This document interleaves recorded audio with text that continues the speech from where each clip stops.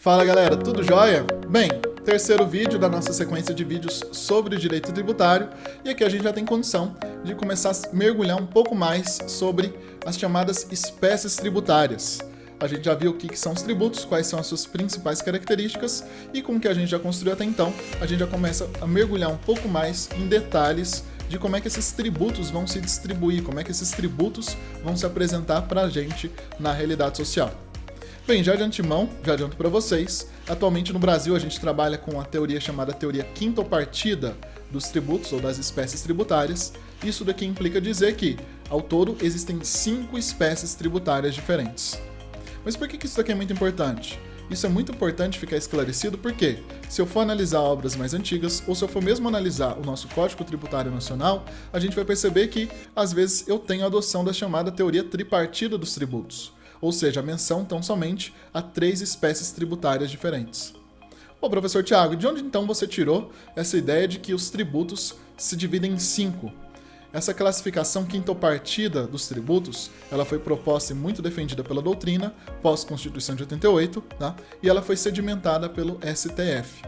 Então, atualmente, o STF reconhece que 5 são as espécies tributárias.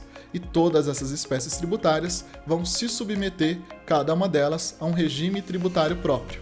Em outras palavras, eu vou ter um conjunto de regrinhas que se aplicam exclusivamente a cada uma dessas categorias, a cada uma dessas espécies tributárias. Então, saber diferenciar elas é muito importante. Então, sem mais enrolação, quais são as nossas espécies tributárias? Atualmente no Brasil a gente tem 5 espécies tributárias. Primeira espécie tributária, que todo mundo já conhece, todo mundo já mata, são chamados impostos. Além dos impostos, a gente também vai ter as conhecidas taxas. Pô, mas taxas são tributos? Sim, taxas são tributos. A gente só tem que ter um pouco de cuidado para não confundir taxas com a figurinha das tarifas. Tá? Mas além dos impostos e das taxas, o que mais que a gente tem? Aqui a gente vai ter 3 categorias, que às vezes são um pouco mais nebulosas, dentro do direito tributário, tá? 2 delas, inclusive, porque a gente não vê elas na prática, que são, primeiro, as chamadas contribuições de melhoria. Essas contribuições de melhoria, apesar de existirem, apesar de serem espécies tributárias, felizmente ou infelizmente elas não encontraram aplicação prática, então a gente não tem efetivamente a incidência, a gente não teve a criação dessa espécie. A gente tem a figura do empréstimo compulsório, que igualmente, apesar de a gente ter a previsão, a gente não viu a aplicação delas ainda na realidade brasileira, pós-Constituição de 88. E por fim, talvez uma das mais importantes categorias, lado a lado com os impostos, a gente vai ter as chamadas contribuições especiais. Por que elas são tão importantes? Porque dentro das contribuições especiais, a gente vai ter uma série de subcategorias que mais na frente a gente vai se aprofundar um pouco delas. Tá? É aqui, por exemplo, que eu vou incluir as contribuições previdenciárias, é aqui que eu vou colocar, por exemplo, as contribuições sindicais, as contribuições que eu faço para diversos setores da economia, tudo bem? Mas primeira coisa, se a gente já definiu que eu tenho 5 espécies tributárias diferentes, como é que eu consigo reconhecer elas? Aí que vem a grande sacada. Lembra-se que a gente trabalhou com características dos tributos? Bem, essas várias espécies tributárias, elas vão conseguir ser bem delimitadas, ou seja, a gente vai conseguir separar muito bem o que é uma espécie de outra espécie, analisando exclusivamente essas características. E eu já adianto para vocês uma dica.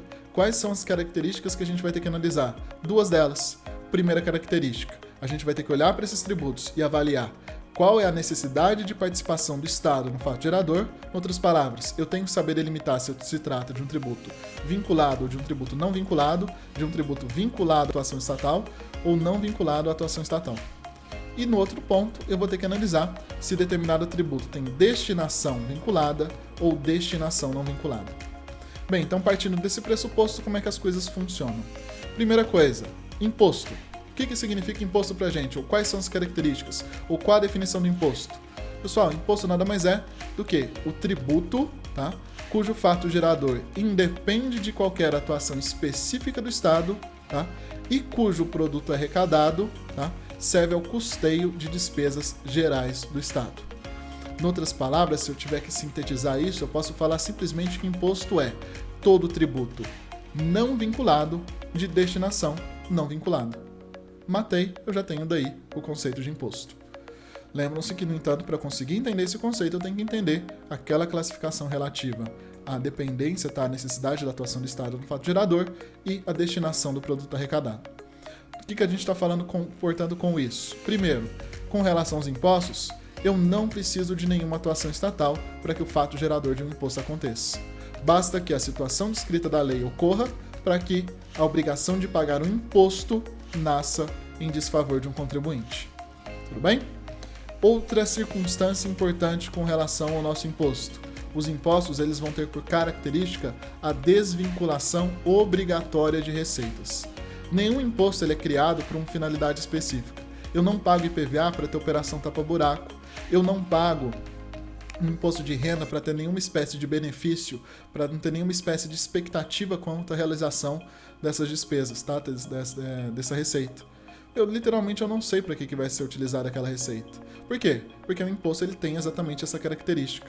São receitas que são obtidas para o Estado, para que o Estado possa, de forma livre, tá? Obviamente limitadas pelas leis orçamentárias, administrar esses recursos. Então o Estado ele pode escolher pagar tributo, pagar juros, o Estado ele pode escolher pagar salário, o Estado ele pode escolher construir obras públicas, bancar programas sociais, enfim, é o Estado que escolhe como aplicar esses recursos. Ao lado, em paralelo com os impostos, eu vou ter uma outra figura que é completamente diferente, que são as chamadas taxas. Ao contrário dos impostos, as taxas serão tributos vinculados a atuações estatais específicas. Para ser mais preciso, a gente vai ter duas categorias de taxas diferentes: as taxas de serviço e as taxas de polícia, ou também conhecidas como taxas de fiscalização. As taxas de serviço elas se caracterizam pela disponibilidade. Atenção para uma coisa, eu não preciso da efetiva utilização. Eu preciso da disponibilidade de serviço público específico e divisível em favor do contribuinte. Em outras palavras, sempre que o Estado disponibiliza o serviço público para o contribuinte, e desde que esse serviço público seja específico, ou seja determinado, não adianta o Estado, por exemplo, falar que está prestando educação, que o Estado está prestando segurança, tá? Ele tem que ser específico. O Estado está prestando atividade determinada. Tá? Então, sempre que o Estado disponibiliza essa atividade determinada para o nosso contribuinte, podendo essa atividade ser dividida em parcelas de utilidade para cada contribuinte, pode o Estado cobrar uma taxa de serviço. É o que vai acontecer, a título de exemplo, com a situação das taxas judiciárias. Então, aquelas custas judiciais que normalmente a gente conhece, nada mais são do que são taxas de serviço pela disponibilização do chamado serviço judicial. Então, tanto faz se eu vencer, se eu perder, se eu desistir de uma ação ou não, pela disponibilização da atividade judicial, que é específica e que vai ser dividida, afinal de contas eu consigo determinar qual que é o serviço, qual que é o benefício, qual que é a utilidade que foi utilizada por cada contribuinte, o contribuinte é aquele obrigado a pagar as custas judiciais. Ao lado das taxas de serviço, eu vou ter as chamadas taxas de polícia, e esse polícia em função do exercício do poder de polícia, que vem lá do direito administrativo, ou também conhecidas como taxas de fiscalização. Aqui a gente não tem benefícios, muito pelo contrário, se o Estado está exercendo o poder de polícia, o Estado está privando, ele está limitando as liberdades ou direitos do particular. Tá? Se o Estado está fiscalizando, ele literalmente está ameaçando o particular com relação à possibilidade ou não de utilização desses seus direitos e liberdades. Então, quando a gente trabalha com as taxas de polícia, a gente está diante de taxas, tá? De tributos que são vinculados a uma atuação estatal específica, consistentes no efetivo exercício do poder de polícia em relação a um determinado contribuinte. Então, diferente das taxas de serviço em que eu tinha disponibilização, independente de eu ter ou não a utilização efetiva, no caso das taxas de polícia ou taxas de fiscalização, eu preciso do efetivo exercício do poder de polícia com relação a um contribuinte determinado. É aqui a gente vai ter, por exemplo, as taxas ambientais, é aqui que a gente tem, por exemplo, as taxas de corpo de bombeiros, tá? As taxas de incêndio, é aqui que a gente tem as taxas de licenciamento das mais variadas que a gente vai ter. Então, todas aquelas taxas que impliquem numa restrição ao livre exercício de bens e direitos por parte do contribuinte, tá? Visando, tá, satisfazer esse poder de polícia do Estado, eu posso ter a criação, eu posso ter a realização de uma taxa de polícia. Próxima categoria pra gente. Então, eu já tenho os impostos, eu já tenho as taxas, eu passo para a figura das contribuições de melhoria. As contribuições de melhoria elas vão ser bem parecidas com as taxas, no sentido de que são tributos, tá? cujo fato gerador depende de uma atuação estatal específica.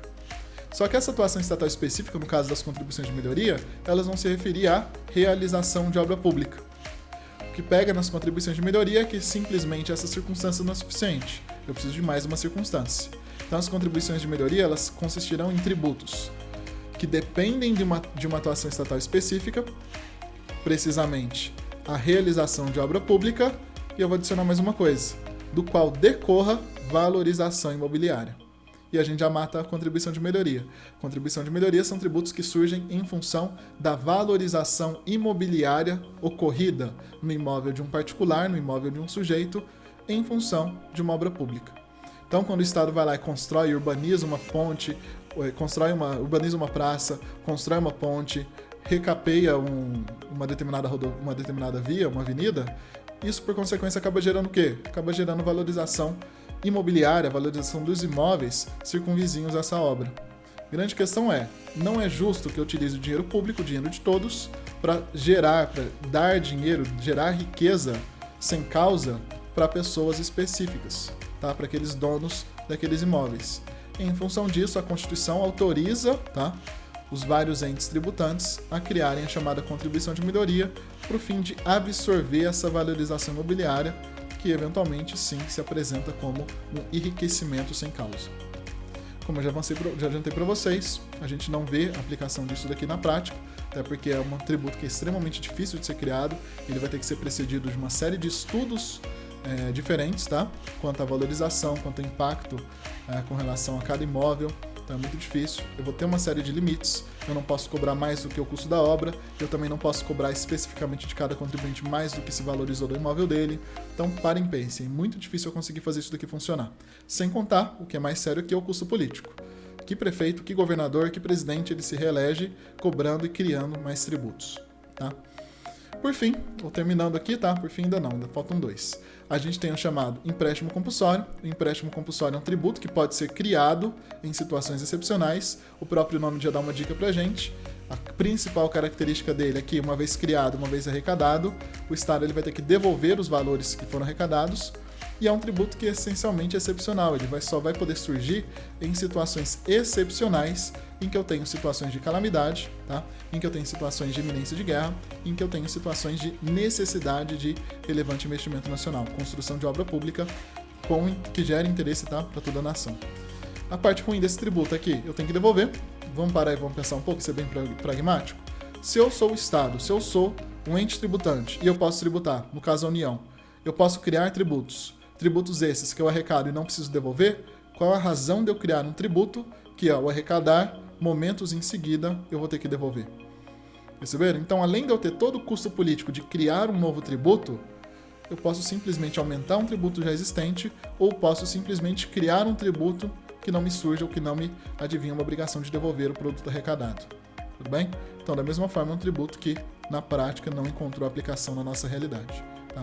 Só um adendo aqui importante, esse tributo ele vai ter uma qualidade bem específica que ele vai exigir lei complementar para ser criado. Então aqui a gente ressalta mais uma vez o custo político dele. Por meio de medida provisória, a gente não pode criar esse tributo. Eu só posso criar o nosso empréstimo compulsório por lei complementar, exigindo, tá, portanto, o apoio político do Congresso Nacional. Tá? Então, encerrado aqui, a gente passa para a última categoria, talvez uma das mais complicadas da gente ver nesse primeiro momento, tá? Que é a chamada contribuição especial. O que é a contribuição especial? A contribuição especial ela vai ser um tributo muito parecido com o imposto, com uma grande diferença. A contribuição especial também vai ser um tributo não vinculado a nenhuma atuação estatal específica. Ou seja, independente de qualquer atuação do Estado, obrigação tributária, obrigação de pagar contribuição, ela surge. Vamos ter um exemplo. Contribuição para o INSS. Para eu me tornar obrigado a pagar uma contribuição para o INSS, literalmente, o Estado ele não tem que fazer nada. Se ele literalmente fechar as portas do INSS hoje e parar de pagar qualquer auxílio previdenciário, pode ter certeza, eu vou continuar sendo obrigado a pagar a contribuição para o INSS. E por que isso? Porque o fato gerador, a circunstância que dá causa ao pagamento desse tributo, é, na realidade, a prestação de serviço remunerado para a pessoa jurídica. Olha só, eu não preciso da figura estatal, eu não preciso de nenhuma atuação do Estado para que eu receba dinheiro pelos serviços que eu prestei pela pessoa jurídica. Perceberam isso? Logo eu posso falar o quê? Que o fato gerador do tributo não depende de nenhuma atuação estatal específica. Só que eu aposto que muita gente ficou com a pulga atrás da orelha. Pô, mas espera lá, eu pago a contribuição para o INSS para ter benefícios previdenciários, para ser um segurado. E sim, de certa forma sim, isso é uma matéria de direito previdenciário, não tanto de direito tributário, mas sempre que a gente trabalha com contribuições, a gente sempre vai ter essa pulga atrás da orelha, por quê? Porque ao pagar uma contribuição previdenciária, especificamente uma contribuição para o INSS, eu sei que esse dinheiro vai servir para custear as despesas, nesse caso, de um órgão específico, de uma autarquia específica nesse caso.